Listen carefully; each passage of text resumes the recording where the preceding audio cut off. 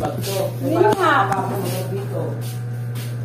Kaya ko siya, kayo lang makaisip mo dahil papasok pa ng motor dyan eh. Pwede naman ang ganito. Titibagin nga yung pavilion, tapos ay yung yun, tapos titibagin yung bintana. Tira lang dito. Lang. Kahit dito.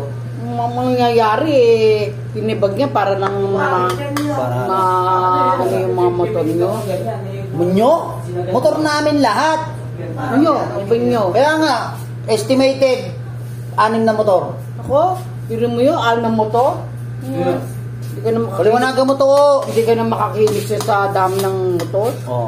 Ano? Ano 6? Paliwanagan mo. Ayaw gawin garahe. Hindi, tangi yaw. Nag-decision na si Boss Ope, wala ka nang magagawa doon. Bala kayo. Yeah. Oo. Tama naman eh. Ganito na lang kayo gawin para hindi magdigan malaking gastos. Kung nga hindi lalaking gastos, eh, Itong yung may ano upuan niya. Yun na lang ang tibagin yun.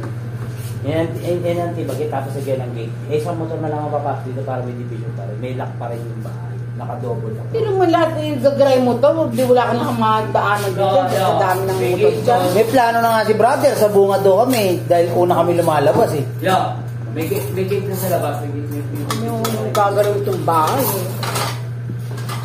Gagawin yung garahe ni Boss Ope. Hindi kayo. Mahal ba yan lugaw o ano? Wala, lugaw. Oo, Nabaldog eh. Pag nabaldog, lugaw na lang kinakain eh. Oh. Laki ng bukol oh. Oo nga. Ayan oh. Hawakan mo to. Yan niya oh. Tangina talaga. CT scan natin to. Tangina, CT scan. Gago, lagaring bakal kailangan yan. Puking ina, CT scan ng puta. Gago ko mo, lalagarin ko ulo. Kaya dyan na. Man, pinasarap ako ah. Bakit palagarin? Lugaw kinakain ng puta. Lugaw, mga nababaldog lang kumakain yan. Oh, yan, kinaka pa oh. Kita mo, oh. Wala na yan. Tinibag ko yun, baka matalisod ka na naman. Saka baka matalisod ka pa doon. Kaya ka natalisod kasi nga. Ang alangan doon, di ba, ito yung nadapa ko dahil may harang yun. Yung susunod pa doon. Yung ano ng tubo. Yun. Yung may orange. Alanganing apaka, alanganing makbang.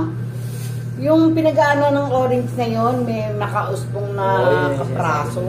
Alanganin. Saan ka ba na doon? Hindi sa mataas? Dito sa taas niya. Parang nga alanganin.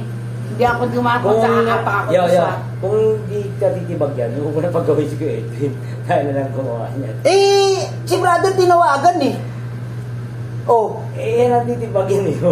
Kasi desisyon, kala mo kayo lang natin dito sa bahay. Sino nag-decision? Oh, ikaw, alam mo magagawin. Ang desisyon ko, gibain yung nakatalisod sa'yo. Yun nga Wala lang naman kami pere. Yun nga lang ang pinahanap ko sa Ang may karapatan mag-decision, siyang may pera. May pera. Oh, ang pili ni Boss Ope, gagawing Boss Ope garage. Tapos. Tapos.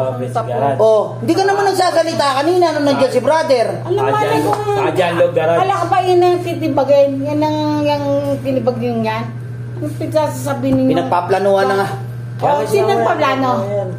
Oh, narinig mo yung ano, sabi ng bunso mo. Ano? Hayaan mo na si mama, walang magagawa yan. Oh. Pag sinabi ni Boss Ope, wala kang magagawa. Sino natin? Oh. Tignan natin. Boss Ope Garage. Oo, yan. At saka yun, diba? Pero ito, huwag yung matibag-tibag yan, ha? Kung nagpagawa-gawa yan. Nakateteng.